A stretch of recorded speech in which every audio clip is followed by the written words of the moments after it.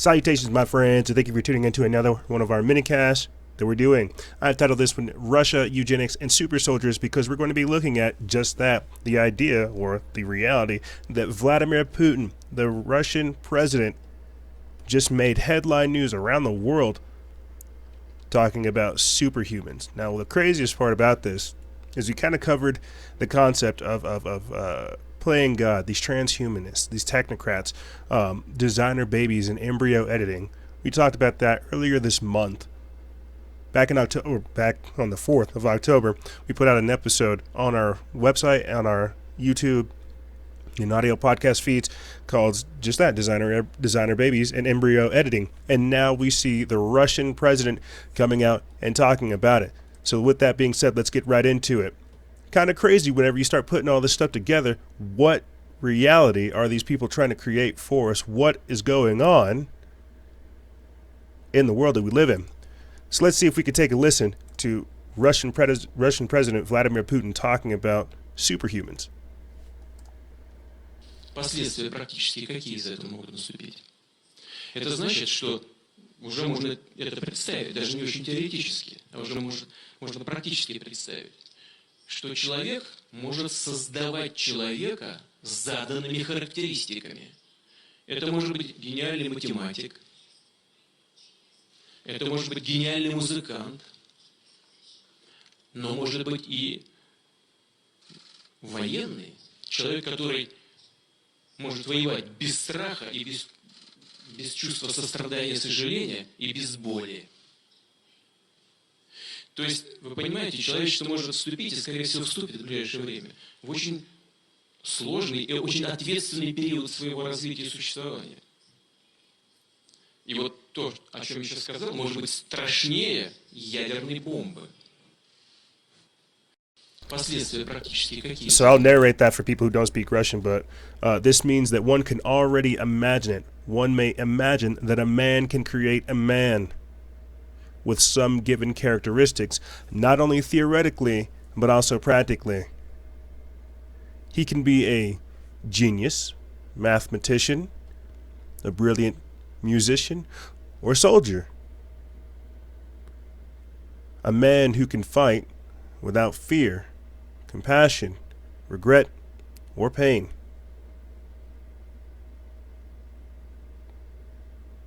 As you understand, humanity can enter, and most likely it will, a very difficult and very responsible period of existence. And what I have just described might be worse than a nuclear bomb. And the reason why I would have to agree with him on saying that is because nuclear bombs, yes, they do, they cause lasting damage over time. They destroy the earth. Look at Chernobyl. Comparing it to a nuclear bomb, you're messing with genetics. You're messing with the actual genetic code of humanity. You're messing with what makes us human. And at that point, we don't know anymore. We'll become monsters. We'll become transhumans. We'll become chimeras. We won't become gods as they intended. We'll become demigods, if anything. What's even crazier, and we'll come back to this, Russia or Vladimir Putin and some super soldier-esque stuff that is going on. Vladimir Putin is preparing for war. I mean, just the other week we put up a video of their new nuclear-resistant combat suit. So more references to nuclear warfare. Russia's preparing. What are we doing? Do we have anybody disclosing that we have nuclear-resistant combat suits, or that we have genetically modified super soldiers, superhumans? Could you imagine that? Could you imagine a super soldier in that kind of suit barreling towards you, bursting down any kind of door? In our Building the Matrix series, when we first started out making the documentary, we have a exosuit, so to speak, to augment these soldiers. Well, think about that. The suits are augmented, and now the people are augmented. That's what I mean by these demigods. These are those super soldiers. These are the universal soldiers. We're not even talking about the types that have implants put inside of them. We're talking about the designer babies. We're talking about the ones that are born and bred, literally created for warfare. Yeah, they can be disclosing this stuff now. Yeah, they're letting you know that these types of things are going on, saying, hey, we are getting ready for war. Hey, we are paying attention to these types of things. But what's America doing?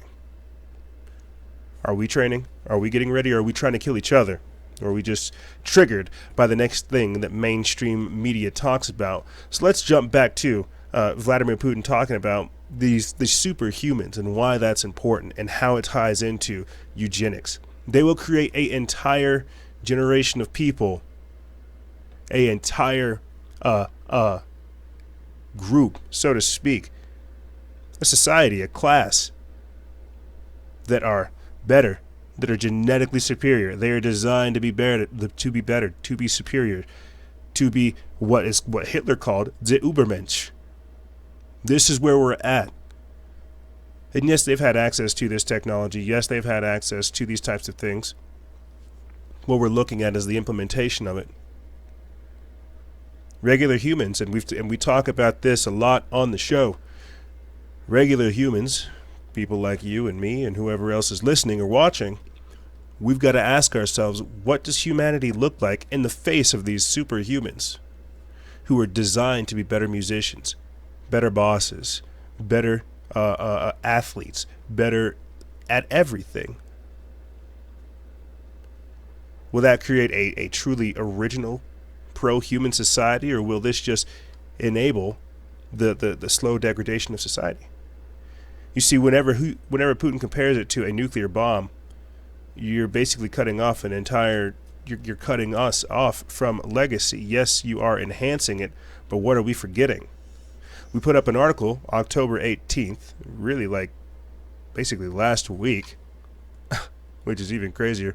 Last week, about how experimenting on embryonic humans is an evil and must be opposed. It's on our website. I'll put it in there in the description bar below, so you guys can go check it out.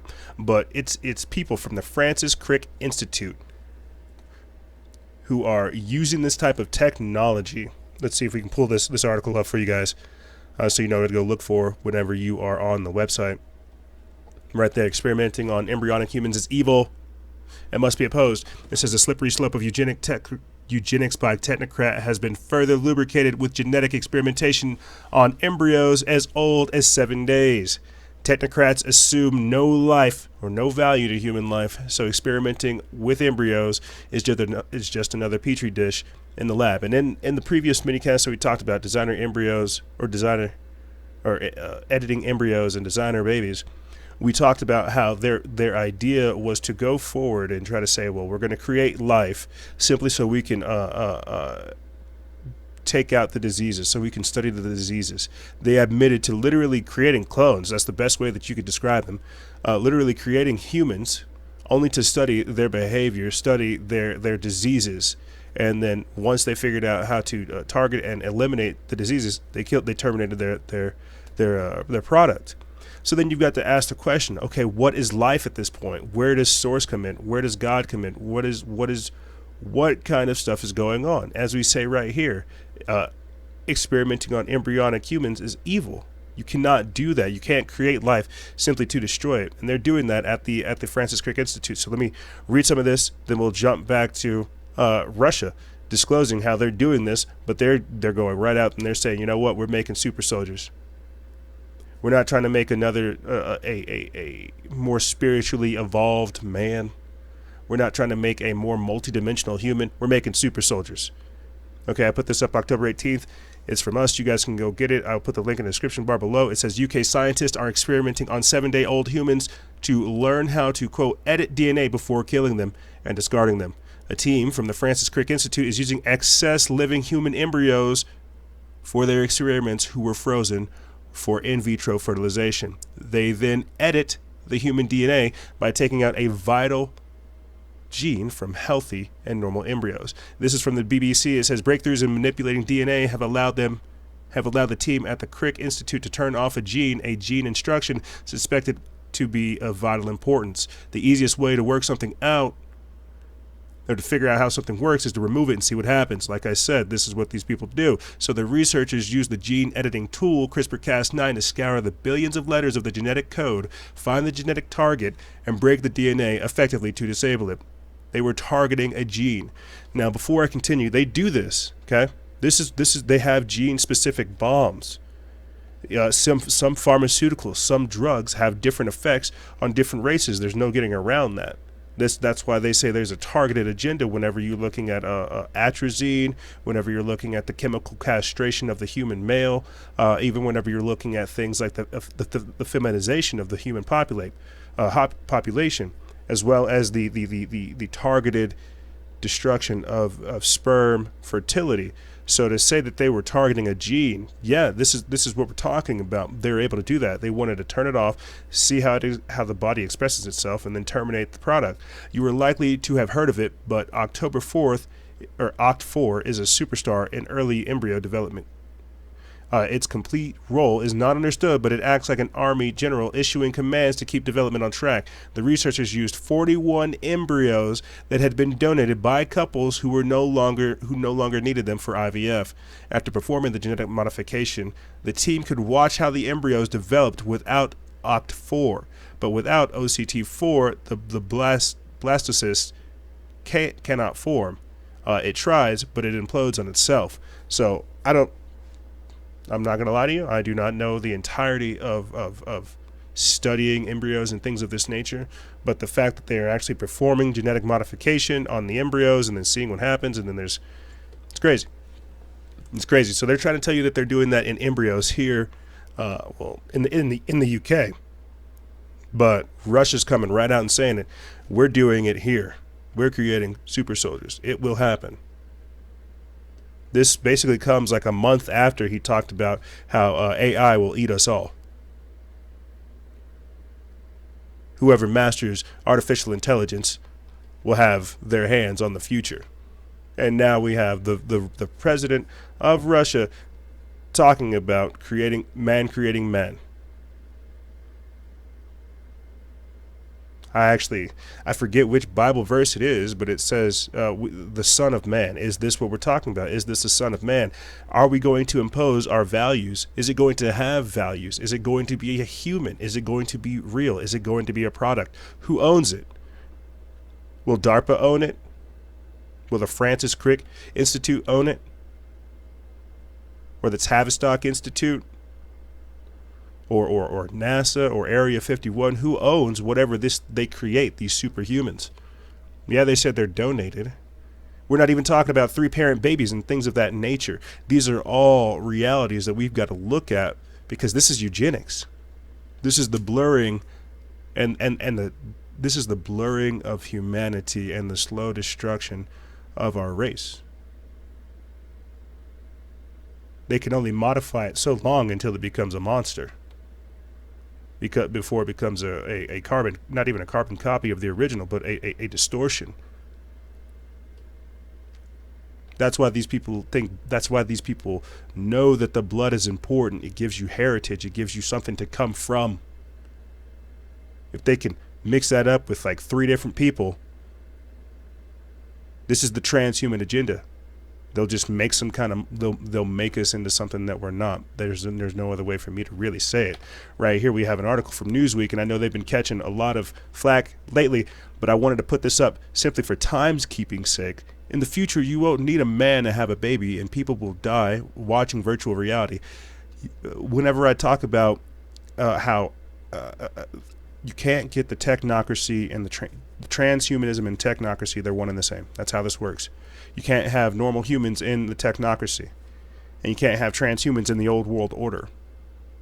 Whenever they're doing genetic modification, whenever they're doing CRISPR-Cas9, gene editing, things of this nature, biohacking, all of these things are in the wake of what they're trying to do. So let's get into this, and then I'll wrap this up for you guys. It says from first responder drones and programmable flu shots to artificial wombs, and we've talked about that as well. Ectogenesis, where they literally just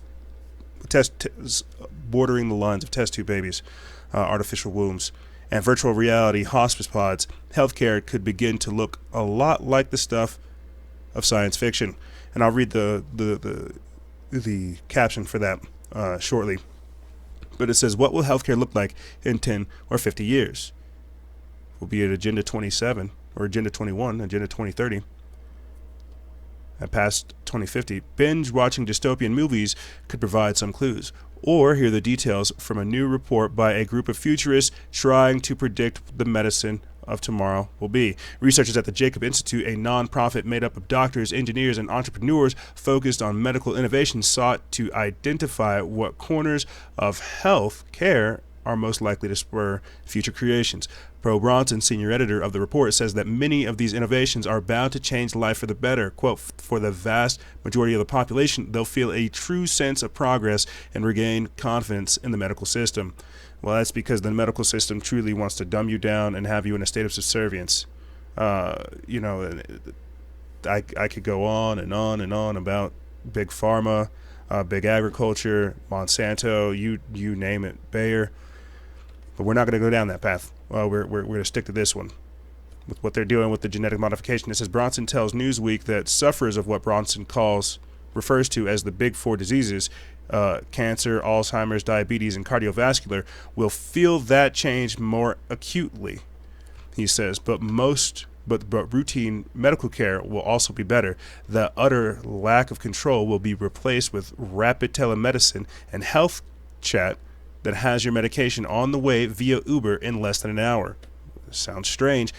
Still, what these researchers are envisioning hardly resembles what we currently think of as medicine. Although wearable tech and genomics are already changing healthcare, we are a long way from Gattaca or the Handmaid's Tale for now. Welcome to your future, where conception, you won't need a man to have a baby. Scientists will be able to manufacture sperm from a woman's very own stem cells to fertilize her own egg, what could be known as uniparenting.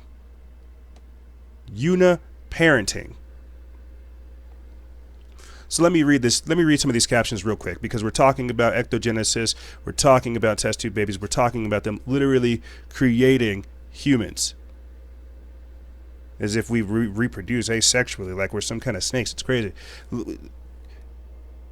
Manufacturing sperm from a woman's very own stem cells to fertilize her own egg. That's crazy. Let me read some of these. It says, what is gene editing? Gene editing has potential to cure diseases, end world hunger, and provide unlimited clean energy. Really? But it could also be used to create designer babies, genetically superior to naturally born babies, create diseases aimed at wiping out specific species, or engineer bioweapons capable of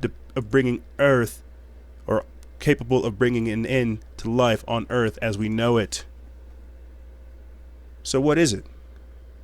In 1972, two scientists called Theodore Friedman and Richard Roblin published a paper in the journal Science. In it, they proposed that effective DNA, the fundamental molecule in all living things, could be replaced in organisms suffering from genetic defects. 43 years later, after the publication of the paper, 3-month-old Layla Richard was diagnosed with an aggressive form of leukemia that was said to be incurable. Interesting. And what doctors described as almost a miracle, Layla became the first person in the world to have her life saved by gene editing. A revolutionary new, well, they're talking about CRISPR-9 after that. But let's get back into this article. It says, additionally, thanks to CRISPR, gene editing technology, doctors will be able to remove disease-causing genetic mutations from a developing embryo. This is ectogenesis. This is gametogenesis. This is what they're trying to do. They want to be able to manipulate humanity. They want to take us away from our history. They don't want us to have any identity other than what is provided to us as by Google, as by YouTube, as by all of these other pre-existing technocrats. You see, they say again down here in this article that women may be able to choose not to endure pregnancy and childbirth for the full 9 months. Expectant moms could turn over their fetuses in the second or third trimester and finish the incubation in artificial wombs, as we keep talking about with ectogenesis. mental health, the psychoactive components of many street drugs, MDMA, psilocybin, ketamine, ibogaine, may become the most effective legal treatments for mental health conditions. Medicine will be electric with biosensors, computer chips, and telemetry data, and that allows patients to limit their time at the doctors but still receive care. This is why we have people like Bill Gates, and I hate that man, Bill Gates working on digital contraceptive pills, injectable contraceptives, digital pills, electronic tattoos, things of this nature. The digital contraceptive idea is where they literally have you pop a pill and somehow it sends out a signal to your body to tell you to stop having periods or menstrual cycles for X amount of time. It's crazy. It is crazy. The transhumanism agenda is nuts. So this is a major development whenever we have Putin coming out talking about how we are opening up Pandora's box. We are playing at God. One can only imagine what a world looks like when man can create a man. Do these things have souls? Do these people have souls? Is this real? Are they real?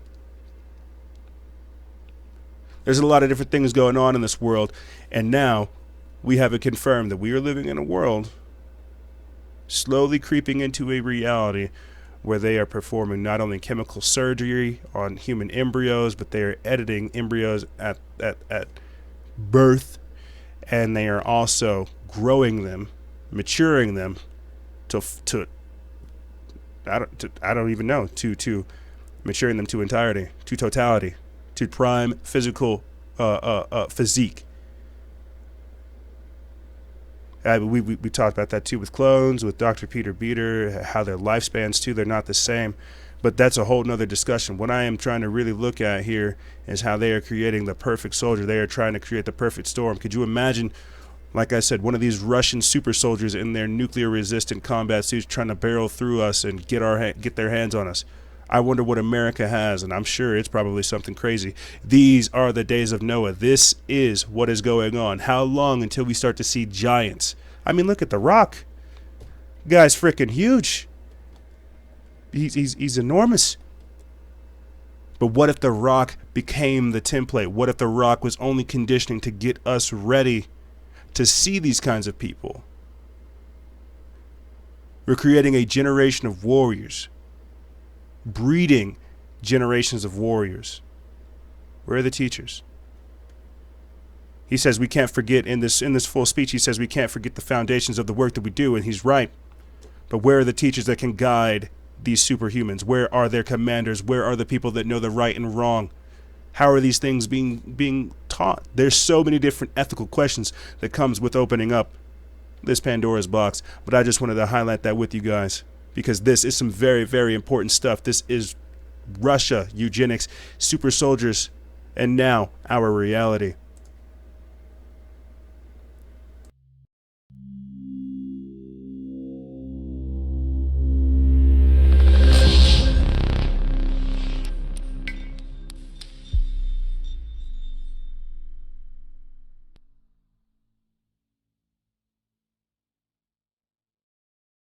However, that's all I really have for you guys. Like I said, I will put the link to the previous minicast that we did talking about designer babies and embryo editing in the description bar below, so you guys can go check it out, as well as the article where we talked about experimenting on embryonic humans and how it's evil.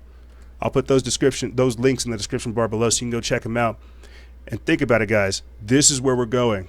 This is why transhumanism is so important. This is why I look at it, because these people, they are trying to turn us into monsters.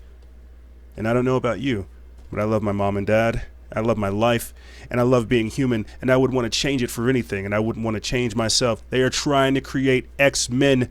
They are trying to create Captain Americas. They are trying to create these super soldiers, and it is a slippery slope of eugenics by technocrat, and we don't want these people trying to play God. But like I said, that's all I really have for you guys. If you have any questions, feel free to email me. I'll have it in the description bar below. Or if you guys feel like supporting the operation, become a Patreon subscriber. It really helps us. Or donate $1 here, $1 there. It gets us to where we're going. And remember, guys, stay vigilant, expose lies, and share truth. This is Noisera, Freedom Faction, out.